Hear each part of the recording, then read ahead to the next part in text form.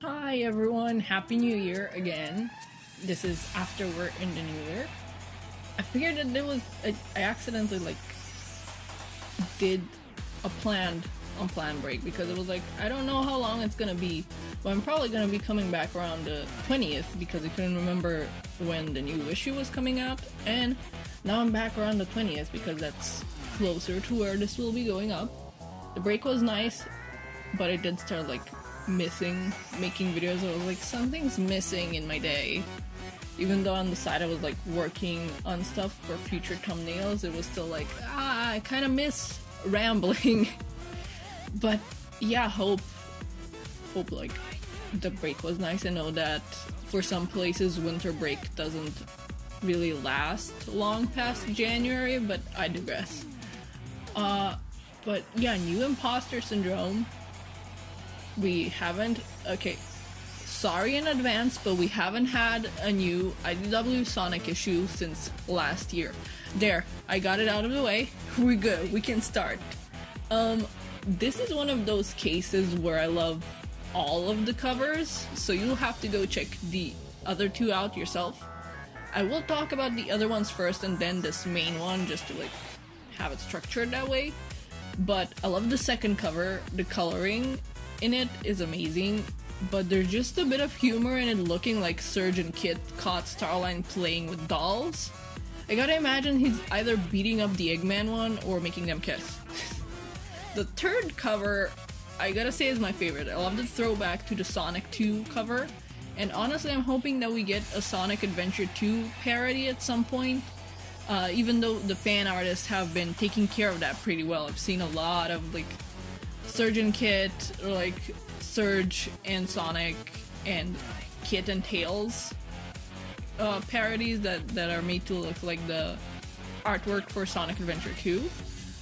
But yeah, and with this cover right here that I have up, I was right in thinking that it would be a joint cover. That means that we're getting two more for the rest of the series. Tails looks quite shocked, and I'm a big fan of Kit's pose here. It looks like a waterbending pose, understandably so. His posing, even with just one issue, and this cover is very, pun unintended until now, but very fluid. You can imagine how he moves around, and I really love that. Okay, just a second here. I know I don't normally focus on the introductions, but theatrical scientist. I'm so glad they put that down because he's the most theatrical scientist this franchise has ever seen, I think. I mean, Eggman is pretty theatrical too, but he's more in a circus ringleader type of theatrical. Meanwhile, Starline is just a theater kid. Starline is making more vlogs, vlogs, whatever you want to call them, and we have the return of his Live, Laugh, Love mug, fully cementing Starline as a Karen if he hadn't before.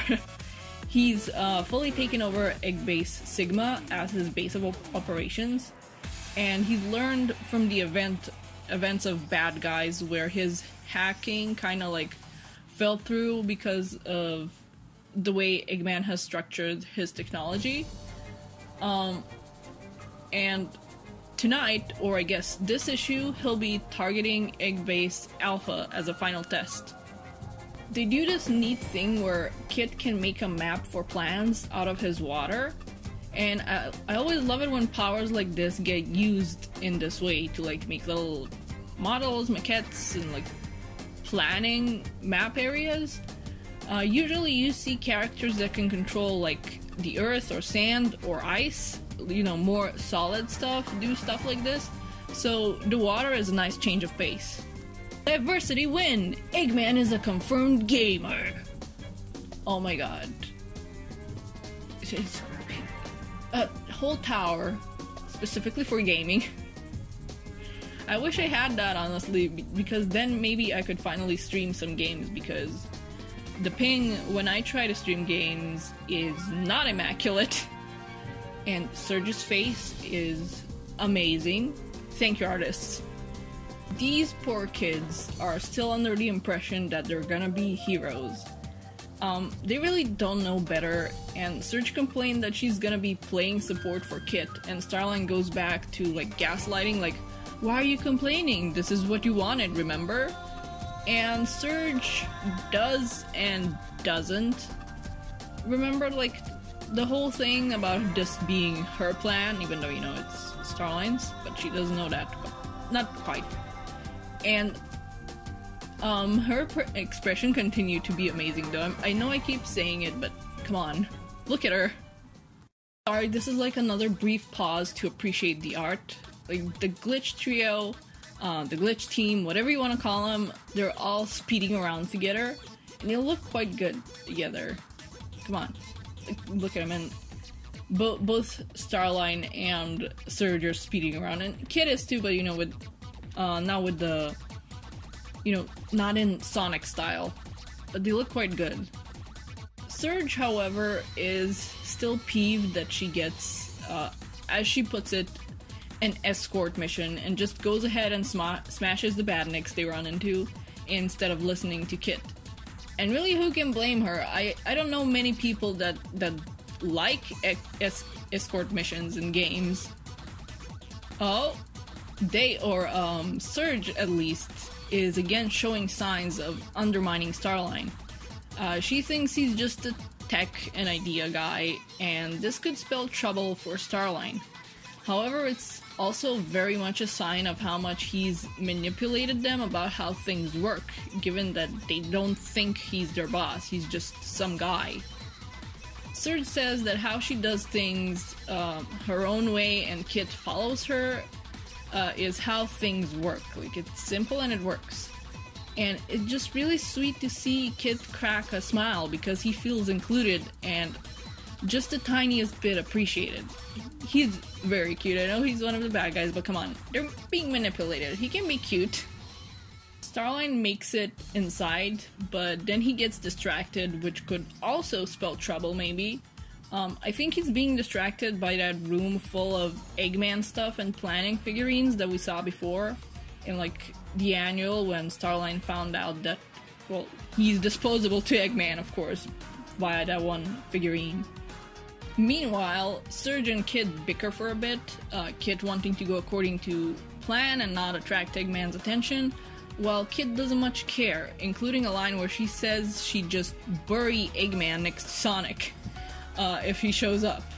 But it all gets interrupted by this giant frickin' robot. Surge is gonna fight this thing, and I love how you can see the Sonic mannerisms and attitude that were, I guess, programmed into her. She does go and compare herself some to Sonic on this page, saying how he'd be running rings around the bot by now and how she's better than him. And then we get this really cool shot of her running and charging up and then using all the stored up electricity to electrocute the whole thing. Oh, this is just a bit heartbreaking, and it makes me wish the little guy got more appreciated. Though honestly, it also reads like all three of these things are his objectives, things that Starline has implanted into him as things he needs to do at like all times. It's still heartbreaking though, like it's basically like he's saying some kind of checklist that he thinks he thought of himself, but he didn't. It's all Starline. Okay, yeah, Starline is most certainly in that room from the annual that I mentioned before. Thinking back on simpler times, I'm so glad they're absolutely leaning into him acting like some kind of theatrical dude thinking back on an old flame from his youth or something, like frickin' a summer love, a fleeting thing. He's even still kind of going on about it like, oh, I'm gonna prove I'm his equal, if not even better than him, and then we'll be together again. This is like the start of Legally Blonde, but with villainy instead of law school. And neat thing, in the background of that first panel I'm putting up here, we can see a figurine of the robot that Surge is currently seemingly being crushed by on the shelf there. This whole page is amazing. Kit shows that he's a threat to absolutely peeved and like upset by Surge getting hit and using that rage to pick up the bot's weapon with his water and throw it back, even though it's like really huge, especially compared to him. Surge wasn't hurt, and I still have no idea if this means they're androids or not. Like, if they're clones, then this could also very well be a sign that Surge has Sonic's durability. Because, you know, he's been, like, crushed by things before, and came out pretty fine, but I don't know, it could very well mean that they're not, like, organic.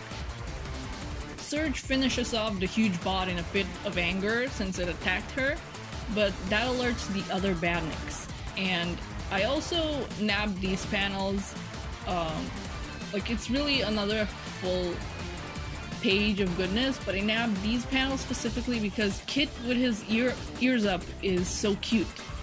It's kind of like characters who don't smile a lot, which he also fits the description of, but it's like with characters that don't smile much and then they crack a smile and it's very precious.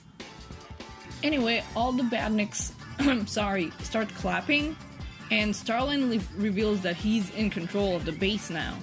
And he's even talking through one of those microphone badniks from Studiopolis Zone from Sonic Mania. This whole page is great, so I'm gonna post a couple of snippets. This is the happiest I've ever seen Starline be. Like, look at him over here, like, the hills are alive with the sound of theatrics, just twirling around. Anyway, can you tell that I rested my voice a lot during the break? But anyways, a wardrobe change. Theatrics.